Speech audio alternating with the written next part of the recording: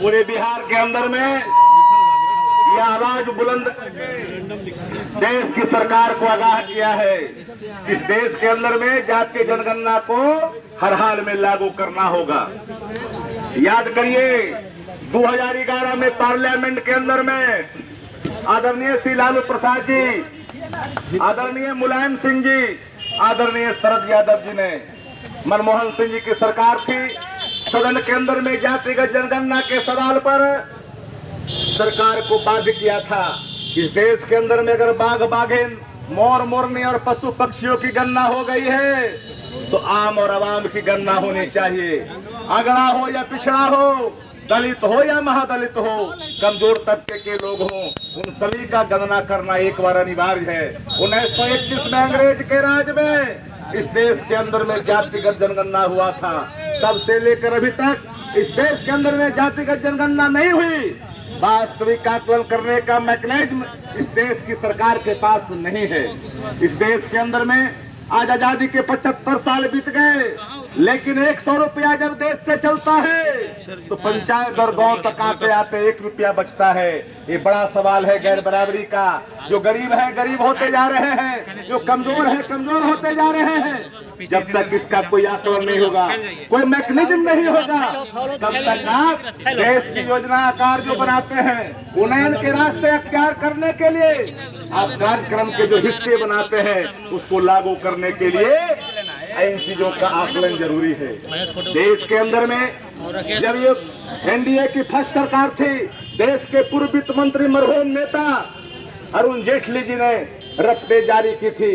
सामाजिक आर्थिक शैक्षणिक स्थितियां स्पष्ट हुई थी।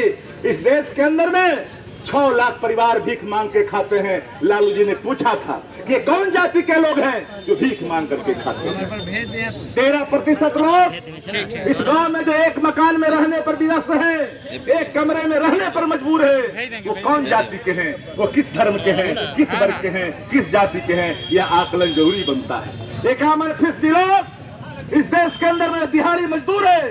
डिब्रूगढ़, पंजाब, हरियाणा, दिल्ली से लेकर के दौलताबाद, नॉर्थ ईस्ट का इलाका, दक्षिण भारत के इलाकों में काम करने के लिए जाता है दिहाड़ी मजदूर के रूप में। वो कौन जाति के हैं, इसकी आकलन होनी चाहिए।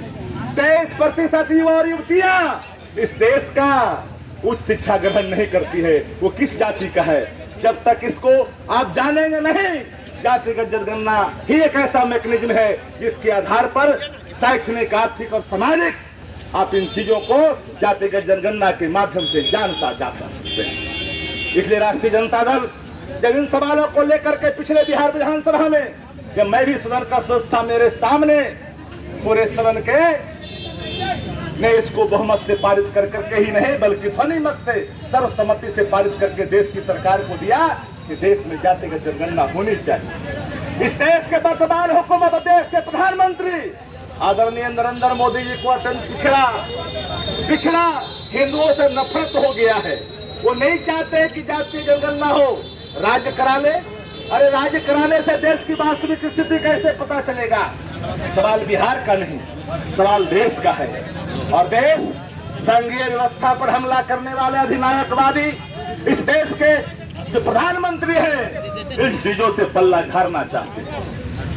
मंडल कमीशन की जो हमारा मंडल कमीशन का जो हमारा रपट है, उन रपटों को लागू करनी पड़ेगी। सेशन संस्थाओं को लागू करनी होगी। जो बैकलॉग है, जिसमें रिक्तियां है, बिहार बेरोजगारी का पहला केंद्र है, उसके उन्नयन के रास्ते अख्तियार करने का एक ही माध्यम, यही मैकेनिज्म है। वो मैकेनिज्म कौन सा है? वो मैकेनिज्म है जातीय जनगणना। जब तक जातिगत जनगणना आप नहीं कर लेते हैं, वास्तविक अधिकार उनका प्राप्त नहीं होगा। जो हिस्सेदारी है, वो हिस्सेदारी उनको नहीं मिल पाती है। इसलिए जब सच्चाई पता चल जाएगा, उसके आधार पर देश का योजना तय होगा, कार्यक्रम तय होंगे, उन्नयन के रास्ते खुलेंगे। मुट्ठी भर लोग इस देश को 4 गुजराती चला रहे हैं, 2 बेच रहे हैं, 2 खरीद रहे हैं। इससे देश को निजात चाहिए। इससे देश को निजात पाने के लिए लोकतंत्र में वोट की ताकत है। डॉक्टर लोहिया ने कहा कि वोट का राज का मतलब छोट का राज। जब आम और आवाम अपनी हक और हकूकों को लेकर के जब एक बार लम बंद होकर के सरकार के खिलाफ जब हमला बोलने का काम करेंगे, महंगाई भी ठीक हो जाएगी। पूरे देश के अंदर में, दुनिया में, अंतर्राष्ट्रीय बाजारों में क्रूड ऑयल की कीमत मात्र $65 प्रति बैरल।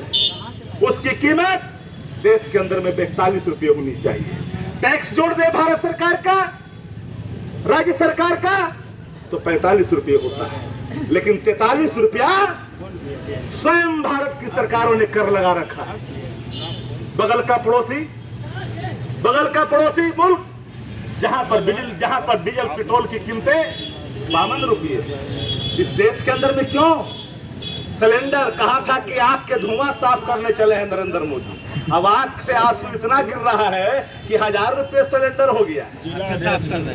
इसलिए तमाम साथियों से आग्रह है कि कलेक्टर, जिलाधिकारी, पूरे राज्य के अंदर में कलेक्टर के माध्यम से हम अपने मेमोरेंडम को देकर के देश के प्रधानमंत्री को आगाह करेंगे, भावना से अवगत कराएंगे कि देश की एक ही आवाज है कि जाति जनगणना को हर हाल में लागू करें। बहुत बहुत धन्यवाद।